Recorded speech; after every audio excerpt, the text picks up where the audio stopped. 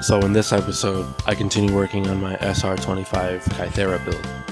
I'm sorry it's been a few weeks since my previous installment to the series. I've been pretty busy with other things, and I've been running the Polar Star jack in my M4 for the past month or so, and I almost didn't even post this because I ran into a lot of issues and I haven't had time to really tackle them.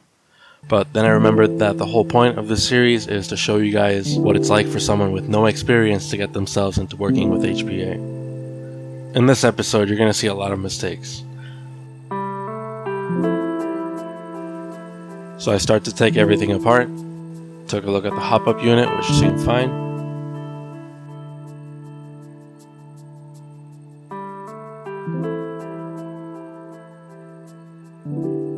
I mentioned in the last video how the holes of the gearbox weren't properly drilled from the factory, with many of the holes being blind. The last time I put together the gearbox, I put the screws as tight as possible, trying to get the gearbox to close flush. The very tips of the screws were forced into parts without any threads and got stuck. I take a close look at the gearbox for signs of rubbing and wear. I talked to another tech who's worked with a lot of Kytheras, and he told me that this little lip right here seems like it's out of the way, but often causes issues. So I went ahead and just eliminated it on both sides. I also looked at the Kythera sear assembly for new signs of rubbing or wear. Removing this headless screw was pretty nerve-wracking, but straightforward enough. Since only the bottom half of the shell had threads, the top half came off pretty easily. I was able to grab the exposed bit of the shaft tightly with a pair of pliers and carefully twisted it to unscrew it without destroying the threads. Once I was done playing with the gearbox screws, I turned my attention to the Kythera itself.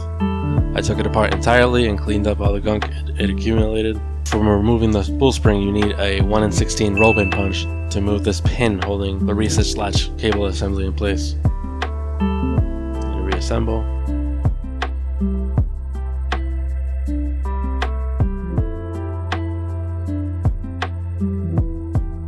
Next up, I'm double checking fitment and setting up the Dremel.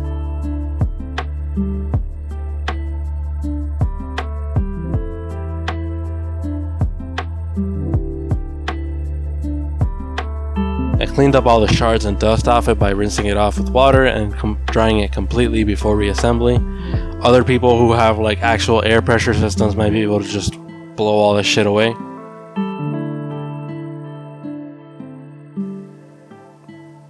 After changing the spring, I tested the unit before putting it back inside the gearbox and find that it wouldn't reset properly.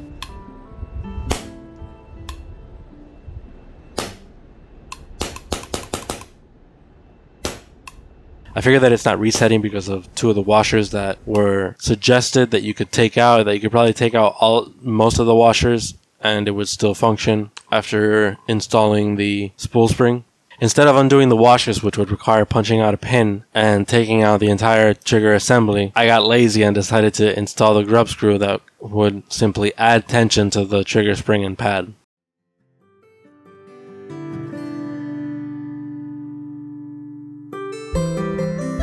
Broken screw number 2. I need to take it apart anyways. Proceeded with taking it apart for what feels like the 20th time already. I started by removing the broken screw and then reassembly with the spring guide for testing. Here we go again. I cut some of the Smurf screws down with a Dremel because the hardware store was closed, and these shorter screws are able to sit much better on the gearbox, and it was nearly flush and ready for testing. I wouldn't really recommend this as you can create sharp edges on the head of the screw and it's going to cut up your threads. So I plug in the line for testing and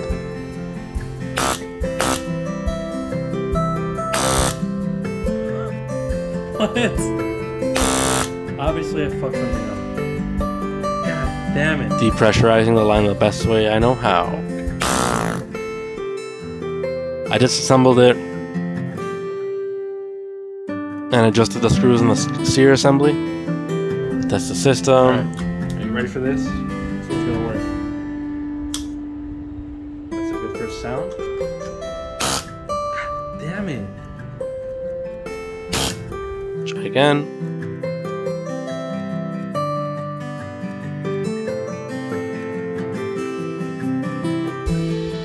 The This time I didn't even stop to talk to the camera or record the test normally. I was pleased with the results. It was resetting after a single shot, so I proceeded to reassemble the gun for further testing.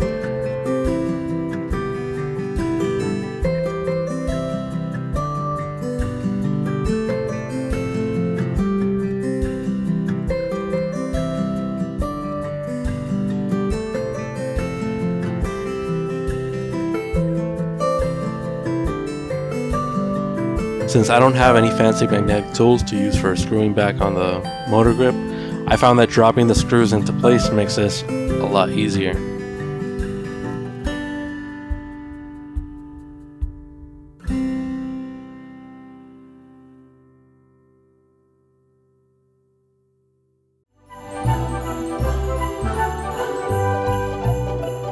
And that's it for this video. I apologize for not having a range test or a chrono at the end of this one as promised, but it felt like a waste of time. The Kythera is still having issues resetting, and for some reason it's much more common nearly every shot when resupplying the system with high PSI. Pretty busy lately with other projects and I haven't had much time to work on the SR25. I want to get it done before Christmas, but more importantly I wanted to get this video up before Christmas because I'm trying to hit 100 subs by Christmas. Press that button on the bottom if you haven't already. I'd really appreciate it.